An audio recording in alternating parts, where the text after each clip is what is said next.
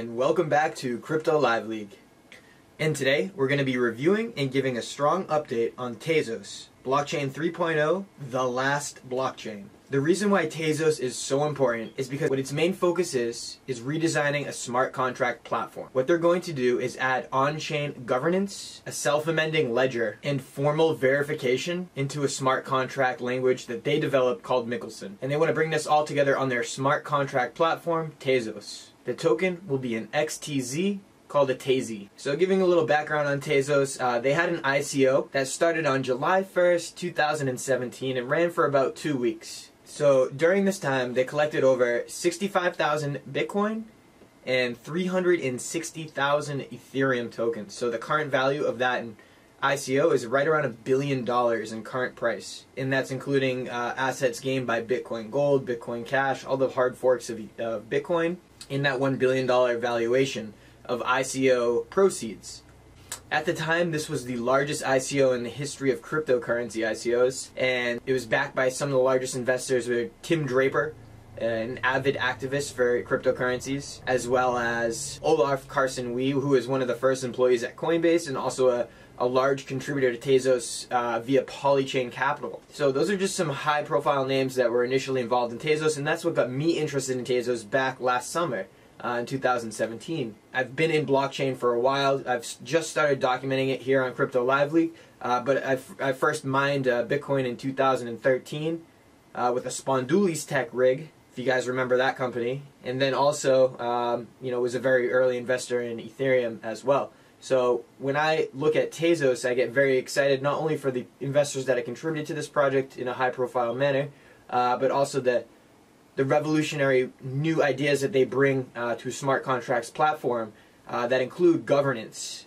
If you see today, a lot of heists and hacks are happening on platforms like Ethereum, and the founders are actually hard forking their networks in order to compensate accounts that lost tokens due to the hack, basically replacing the tokens and ditching the old version of the tokens, running a new blockchain. That's the hard fork blockchain. So that's happening without any vote from the community. So negligence is basically being allowed to happen, and they just fixed a problem by hard forking the networks. And that's what Ethereum is currently doing. Other networks have done similar things. So if you introduce this on-chain governance, you could have the token holders literally voting whether or not to fix people's problems via a hard fork on the network, similar to what you've seen Ethereum do in the example I just gave. If the token holders say, no, this doesn't make sense, we don't want to do this, then the blockchain does not have to hard fork to compensate those hacked accounts. So it's totally up to the community of token holders to vote when you have this on-chain governance system. In terms of governance on the protocol, we can get into it, but the off-chain governance is still up in the air, including Foundation. So have formal verification, which is possibly the most exciting feature of Tezos.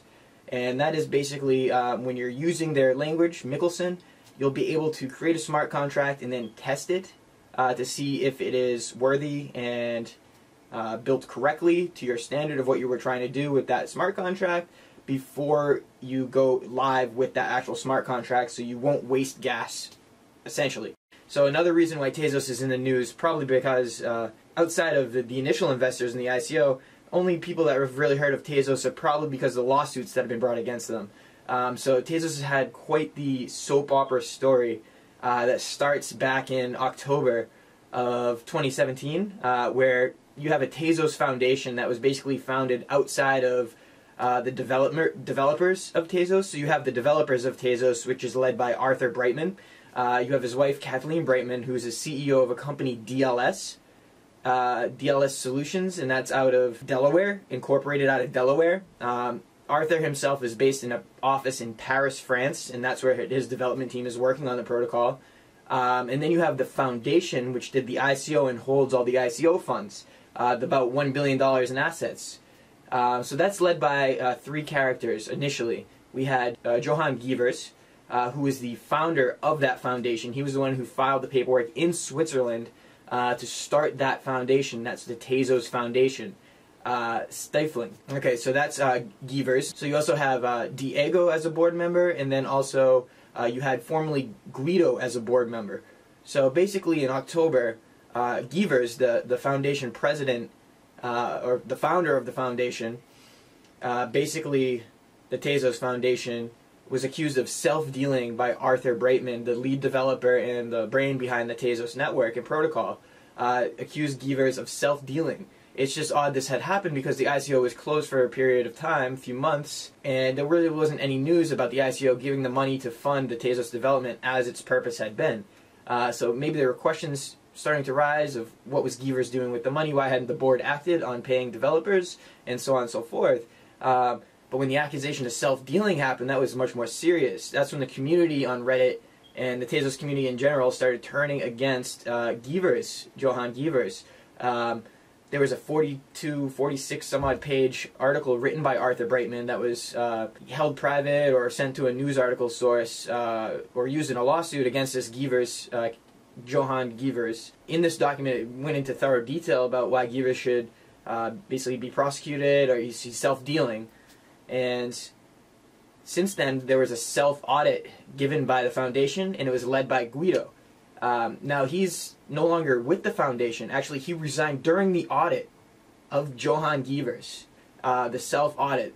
One of the three members of the foundation, Guido, actually resigned. So that's never a good sign. He must have found something he didn't like, even though there was no negative conclusion released on that audit. We did have Guido resign. So that left the foundation with just 2 board members, and it could not act. So then it was in basically a standstill for almost 60 days, 30 to 60 days. And on January 31st, there was a deadline for Johann Gevers to name a 3rd board member. So enter Lars. This is now the new board member that is now Diego, Lars, and Johann Gevers. So Gevers was a subject of attack by the community during this period of time because he emerged as a key figure that was holding up Tezos development by non-funding and non-approval, non-action really. No communications, and then basically the community on Reddit dug deep into his background and his past and found that there were a string of bankruptcies and failed projects that he was basically a lead on in his whole career. They even dug up things where his professional experience was a saxophone player and a massage therapist. So was this guy just massaging Arthur Breitman and his ego? And that's why he was able to get onto the board? Who knows? It certainly seems like he was a smooth talker in his life, and that he scammed, and that he has sort of let people down on every project he has led. There have been numerous statements against Gevers and his work ethic and mentality. It's just amazing the way the community came together to really unearth the truth behind Johann Gevers.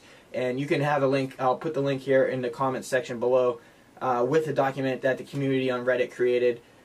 Thanks to those guys, there were so many other movements started because of that document. If you realize the Save Tezos hashtag on Twitter took off because of another YouTube channel that actually made a video about the history of Tezos and of how unfair it was to the investors on how Johann Gevers was managing the money of the Tezos Foundation. So while all this was happening, the drama continued.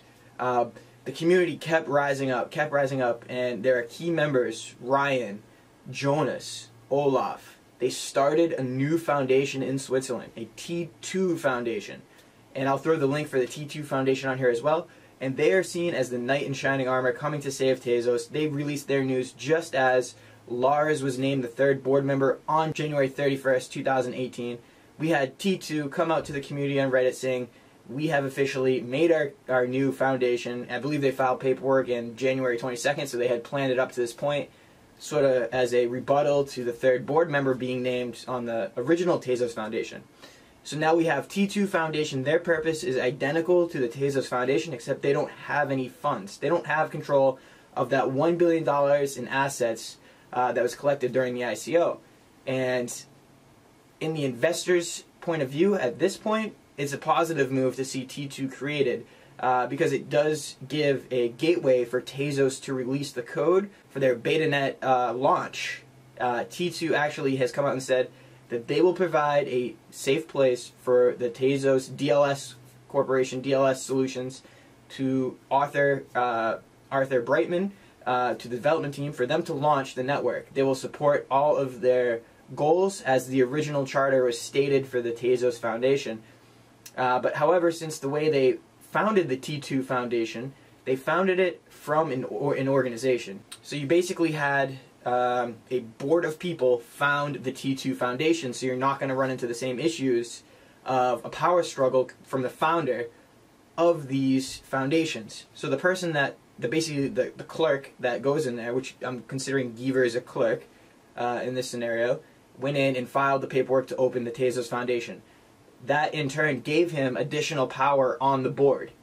Being 3 board members with the founder and the 2 additional board members, if there was ever a balance of power, Geavers would then sway to a deciding vote, a single signature of sorts, if there was only 2 board members, which actually happened when Guido had resigned. So the T2 Foundation aims to, completely eliminate the problem that we saw arise from Johann Geavers, and not to mention that their board is now full of absolutely stars in this industry. They have a crypto advocate, an advocate of fair business, a woman from Switzerland, a teacher, very an educator, this woman from Switzerland. They have a investor from Dubai who has a lot of money, a lot of historical success in his investments. They have Olaf Carson, they have Jonas, they have Ryan, they have also a legal advisor that's on the board as well. So this board is stacked on T2. It's basically the Avengers sitting on the board of T2. So it's a roundtable of very high qualified individuals, and what their goal is now going to be taking the money out of the Tezos Foundation and putting it into T2 to let them direct the original charter if it comes down to it. But really what they want to do is apply pressure to the original Tezos Foundation to operate as it was meant to operate. So that's not in the vision of Geavers, but it's in the vision of the Brightmans and their company and their protocol they've invented, Tezos. So now that this disputing is still going on, we're in the middle of watching the original Tezos Foundation to see if they can get their act together now that they have 3 board members. And basically, the T2 Foundation is just looking stronger by the day. So we'll see what happens. I'm sure it will play out with fireworks all the way up to BetaNet launch. Tezos itself introducing those 3 new features to a smart contract protocol, and that is on-chain governance, that is self-amending ledger. So a self-amending ledger, very important. If you want to upgrade the ledger, you don't need to hard fork. You can have a vote on the upgrade, and boom, the ledger upgrades itself. You don't need to replace the tokens that your holders already possess. And then, of course, you also have formal verification, which is possibly the most exciting feature of Tezos. And that is basically when you're using their language, Michelson, you'll be able to create a smart contract and then test it to see if it is worthy and built correctly to your standard of what you were trying to do with that smart contract before you go live with that actual smart contract, so you won't waste gas, essentially. So Tezos, similar to Ethereum, will have a gas system involved for executing transactions in smart contracts, and the Tezos will be paid for that. So the function of the Tezos is to pay the network to operate, basically, for the support of verification for the transactions on the network and the smart contracts on the network. So in a sense, it's very close to what Ethereum does, except it's a second mover advantage, where now you see what's wrong with Ethereum, and you've had a chance to analyze that and come up with a solution to make a product similar to Ethereum that's 100 times better. And that's what Tezos is doing. So that's why we named it the #1 coin for 2018. It's really being held down right now because of the drama of the original Tezos Foundation, but I see that coming to an end, especially since the community has stepped up and really created the T2 Foundation out of necessity to ensure the product and launch goes smoothly, and it's really in the best interest of all the investors in the original ICO. So as far as Tezos being along in development right now, the BetaNet is thrown out there. I know we saw Kathleen Brightman say that the BetaNet could be launched in 5 weeks if there was no foundation problems. Well, guess what? The foundation problems have been cured with the T2 Foundation being created. So maybe we see within 5 weeks or so, middle March, end of March, we see some sort of a BetaNet launch. I'm sure if you look at the GitHub and the GitLab, you'll see the developers are quite busy and they're fixing all these bugs and issues and applying it to the main chain. they want to reboot their AlphaNet to see how all the changes react and do a little bit more testing, and I'm sure that's right when BetaNet will come live. So that, to me, I'm seeing a month to 2 months time frame for that to happen. Really, once you see Arthur Brightman say that they're restarting the AlphaNet, that's going to be key in determining how fast we get to the BetaNet. So, alright guys, I really hope this video was informative to you. If you have any more questions on Tezos, how the baking process is going to work, I could go into that in a little more detail. It looks like baking is going to be the staking process. So in other platforms that run proof of stake, you're able to get basically rewards for becoming a node on their network and just holding tokens on your node. So it looks like there's going to be some sort of inflationary rate for the baking process that occurs with Tezos. That's going to be a 5% per annum split to all the tokens that are baking. We can go into further detail on Tezos in further videos. I'm sure we'll have them, as Tezos is going to be a huge disruptor to Ethereum in 2018 and a huge disruptor in cryptocurrency. I could see this coin going extremely high in price, because usually a coin that has a token with utility purpose, true utility purpose, and especially when that platform is superior to what we have existing, you might see a lot of users go from Ethereum to Tezos to capture the benefit of their on-chain governance, of their formal verification process, and of their self-amending ledgers. So a lot of exciting things to come here in 2018. Stay tuned to Crypto Live Leak. Stay tuned to Tezos. And again, I am not a financial advisor. I'm just here for entertainment and information purposes. Thank you guys, and see you next time.